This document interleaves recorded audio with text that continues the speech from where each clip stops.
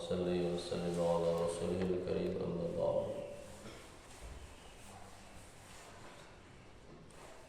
Jemaah salat subuh yang dimuliakan Allah Subhanahu wa taala. Alhamdulillah, bersyukur kita kepada Allah Subhanahu wa taala pada pagi hari ini Allah masih karuniakan nikmat terbesar kepada kita, yaitu nikmat iman, nikmat hidayah, nikmat sehat, terutama kita bisa melaksanakan sholat subuh berjamaah. Sering kita dengar bahwa sholat subuh ini adalah sholat yang sangat berat dan memberatkan bagi orang-orang munafik. Maka apabila ada sifat-sifat kemunafikan dalam diri kita, maka begitu malasnya kita melaksanakan sholat subuh berjamaah atau sholat isya berjamaah, dua sholat ini. Tapi alhamdulillah, dengan kasih sayang Allah, kita diberikan kekuatan untuk melaksanakan itu. Jemaah yang dimuliakan Allah Subhanahu wa taala,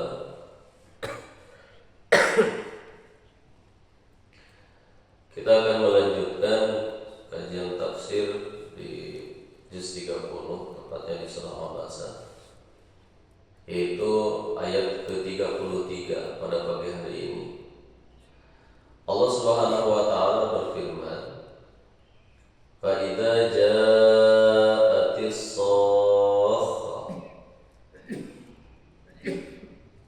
Dan apabila ja'atis shakhah, datang, yaitu suara yang memekik, atau kata Imam Ibnu Katsir, yaitu tiupan sangkakala yang kedua. Jemaah yang dimuliakan Allah Subhanahu wa taala, pada hari akhir dunia ini akan dihancurkan sama Allah Subhanahu wa taala. Bahkan bukan hanya dunia ini, seluruh alam semesta ini akan dihancurkan oleh Allah Subhanahu wa taala. Maka ketika Allah Subhanahu wa taala memerintahkan kepada malaikat Israfil yang ditugaskan untuk meniup sangkakala, maka ketika itu jemaah yang dimuliakan Allah, ketika sangkakala ditiup oleh malaikat Israfil, setiap manusia yang mendengar suaranya, mereka akan berdiri, kemudian sambil mengangkat bahunya satu, kemudian mendengarkan suara tersebut. Jemaah yang dimuliakan Subhanahu wa taala, itu ketika tiupan sangkakala yang pertama di dunia. Kemudian ketika tiupan sangkakala yang kedua, manusia dibangkitkan sama Allah Subhanahu wa taala. Maka disitulah manusia, jemaah yang dimuliakan Allah, dia akan sibuk memikirkan dirinya sampai dia tidak mau memikirkan siapapun yang ada dekatnya, termasuk keluarga. Maka dalam ayat berikutnya, di ayat ke-34, Allah Subhanahu wa taala katakan, "Yauma yafirrul mar'u min akhihi." Pada hari itu, hari ketika manusia, yaitu mar'u min akhihi, yafirrul mar'u min akhihi, lari manusia, lari daripada saudaranya. Bahkan Imam Qatadah mengatakan bahwa manusia ini akan berlari kepada istrinya kalau yang punya istri, kepada suaminya kalau yang punya suami, ayahnya, ibunya. Di sini jelas min akhihi wa ummihi wa abihi wa sahibatihi wa banihi, sahabatnya. Tetapi jemaah yang dimuliakan Allah, orang-orang yang lari kepada keluarganya, saudaranya, sahabatnya, kerabat dekatnya, mereka pun tidak bisa memberikan pertolongan. Diceritakan oleh Rasulullah SAW bahwa seorang ayah, dia akan datang kepada anaknya, seorang suami, dia akan datang kepada istrinya, dan dia mengatakan, wahai anakku, wahai istriku, apa pendapat kamu tentang aku? Maka istrinya mengatakan, engkau ini adalah suami yang baik, engkau ini adalah suami yang tanggung jawab. Begitu juga ketika anaknya ditanya, bagaimana pendapatmu tentang ayahmu ini? Engkau adalah ayah yang baik. Maka ketika itu seorang suami atau seorang ayah, dia akan meminta kepada anak, dia akan meminta pula kepada istrinya, kalau begitu tolong aku minta sedikit saja amal kebaikanmu, sedikit saja. Jemaah yang dimuliakan Allah. Maka ketika itu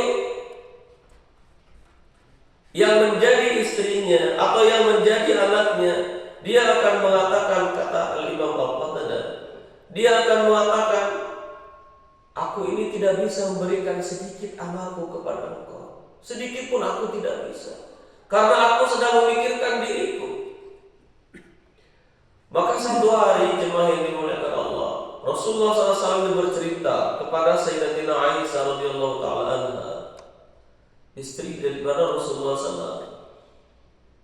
Kata baginda Nabi, wahai Aisyah, sesungguhnya pada hari kiamat kelak, ketika seluruh manusia dibangkitkan oleh Allah Subhanahu wa taala, tiupan sangkakala yang kedua, maka manusia ketika itu sedikit pun dia tidak memakai apa-apa, artinya tidak berbusana. Maka Siti Aisyah bertanya, ya Rasulullah, apa mereka tidak malu melihat auratmu? Jemaah yang di Allah Subhanahu wa taala, maka Nabi mengatakan, wahai Aisyah, ketika itu manusia tidak ada yang sempat untuk memperhatikan orang lain. Tidak ada satupun manusia yang sempat memperhatikan orang lain, karena begitu dahsyatnya hari itu. Orang-orang memikirkan dirinya, bagaimana supaya selamat dari azabnya Allah Subhanahu wa taala. Jemaah yang dimuliakan Allah Subhanahu wa taala, dikatakan bahwa di alam mahsyar ini manusia dikumpulkan itu bukan sebentar, Pak. Yaitu selama 50.000 tahun. 50.000 tahun. Lama tidak, Pak? Lama, jemaah yang dimuliakan Allah. Bahkan bukan di alam mahsyar. Kalau seandainya alam semesta ini dihancurkan, semuanya dihancurkan, jemaah yang dimuliakan Allah, selepas dihancurkannya manusia, selepas dihancurkannya alam ini, kemudian masuk ke alam berikutnya, itu kurang lebih yaitu sekitar 50.000 tahun. Artinya setelah terjadinya hari kiamat, masuk kepada alam mahsyar, itu kurang lebih jaraknya sekitar 50.000 tahun. Lama sekali, Bapak-bapak. Makanya bagaimana manusia ini ketika di alam mahsyar dikumpulkan yang begitu lama, bahkan saking mereka putus asanya dengan keadaan, sampai ada satu manusia, kata baginda Nabi, yang mengatakan, wahai Allah, daripada aku seperti ini, mendingan aku dimasukkan saja langsung ke dalam neraka. Naudzubillah. Begitu dahsyatnya Pak di alam barzakh itu. Dalam hadis yang begitu panjang, Nabi menceritakan bagaimana kedahsyatannya pada hari mahsyar.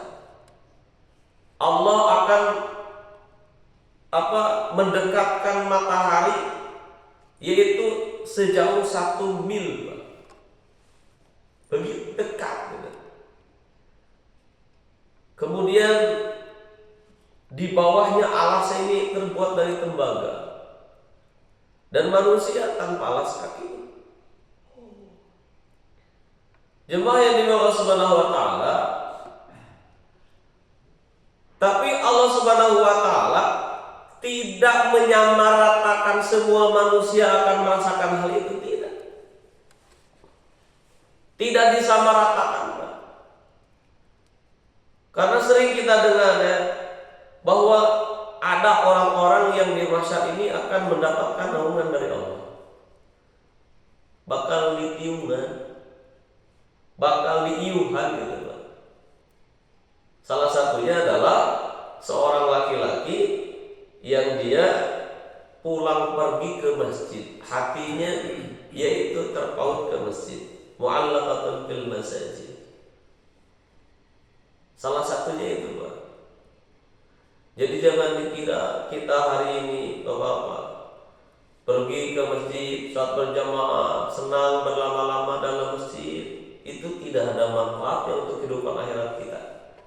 Begitu besar manfaatnya untuk kehidupan akhirat kita. Dan kita harus yakin, jemaah yang dimuliakan Allah, bahwa kehidupan akhirat ini ada. Kehidupan akhirat ini bukan hanya cerita, bukan kisah-kisah dongeng, tapi betul-betul cerita nyata, kisah nyata yang disampaikan oleh Rasulullah SAW sebagai bentuk persiapan buat diri kita di kehidupan dunia ini untuk menghadapi alam itu. Makanya perbedaan dunia dengan akhirat ini, kalau akhirat ini diceritakan dulu Pak, baru terjadi. Diceritakan kubur, baru akan terjadi. Diceritakan mahsyar, diceritakan mizan, sirat, diceritakan surga, diceritakan neraka, baru akan terjadi setelah manusia ini meninggal. Tapi kalau dunia, jemaah yang dimuliakan Allah, terjadi dulu, baru diceritakan. Kalau dunia longsor, baru diceritakan. Tsunami dulu, baru diceritakan. Tapi kehidupan akhirat ini diceritakan dulu sama Allah itu, baik dalam Al-Quran ataupun melalui hadis-hadis Nabi SAW. Dikisahkan dulu. Orang yang akan ada yang nasibnya seperti ini, keadaan di akhiratnya akan seperti itu. Ada yang akan mendapatkan kenikmatan, akan ada yang mendapatkan kesengsaraan. Dan ini digambarkan di surah Abasa ini. Mar'u min akhi, yafirul mar'u min akhi. Seseorang lari kepada saudaranya, wa ummihi wa abihi, datang kepada ibunya, datang kepada ayahnya, wa sahibatihi wa banihi, datang kepada sahabatnya, wa banihi, dan datang kepada anak-anaknya. Jemaah yang dimuliakan Allah, setiap orang ini bisa memberi syafaat. Guru bisa ngasih syafaat kepada murid, termasuk anak bisa beri syafaat kepada orang tua pun sama, ataupun saudara kepada saudara, walau saudara seiman ataupun bukan saudara seiman, ataupun saudara sedara bisa memberikan syafaat. Tetapi ketika itu jemaah yang dimuliakan Allah, setiap orang mengatakan, aku ini nggak bisa memberikan pertolongan kepada kamu, memberikan syafaat, jangankan untuk kamu, untuk diriku sendiri saja aku sedang memikirkannya. Ini setiap orang Pak akan memikirkan hal itu. Jemaah yang dimuliakan Subhanahu wa taala, maka pada hari itu wujuhu yawma idzin musfirah, sebagian golongan wajahnya akan berseri-seri, ya. Dhahikatul mustabsyirah, mereka tertawa, Karena begitu bergembiranya. Siapa mereka? Mereka adalah golongan orang-orang kanan yang mendapatkan kebaikan. Yang dulu dia usaha ketika di dunia, berlelah-lelah, capek dalam ibadah, lelah dia dalam perjuangan agama, menginfakkan hartanya untuk agama, menginfakkan hartanya di jalan Allah, memikirkan bagaimana supaya agama ini bisa tersebar, agama bisa maju. Dia korbankan pikirnya, dia korbankan waktunya, dia korbankan hartanya. Orang-orang seperti ini, Pak, yang mungkin hari ini tidak terlihat bagaimana pahalanya karena hanya dikisahkan saja, diceritakan saja dalam Al-Quran. Paling kecil saja, Pak, orang yang dia mau menjual dirinya untuk agama, mau menjual kebahagiaannya untuk agama, hartanya dipinjamkan untuk agama kepada Allah, paling kecil saja, Pak, pahala yang Allah berikan kepada orang tersebut apa? Masakin thayyibah, akan diberikan tempat yang baik. Jemaah yang dimuliakan Subhanahu wa taala. Kemudian golongan yang kedua, wa wujuhu yawma idzin 'alaiha ghabar. Dan ada pula mereka ini yang mukanya pada hari itu 'alaiha ghabar, tertutup dengan debu. Ya. Artinya tidak terlihat mereka itu. Siapa mereka, jemaah yang dimuliakan Allah? Ulaika humul kafaratul fajarah.